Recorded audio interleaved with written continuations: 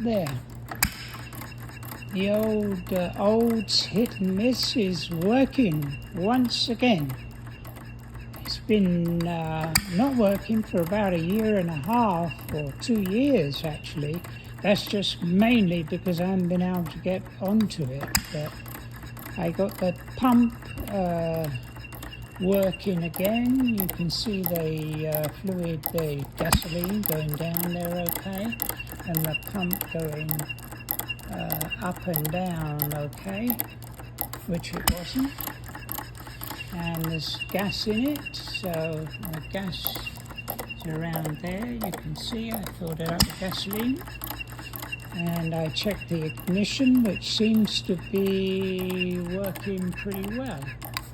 As it slows down, it actually catches onto the ignition spark. So there, and it goes. So, all in all, I'm very pleased it's working again. It's a bit heavy to move around, but so I keep it in the warehouse. But I'm pleased it's going. The whistling is coming out of the exhaust, and it generally does fade away after a while, but it just hasn't been running long enough, I think, to stop that.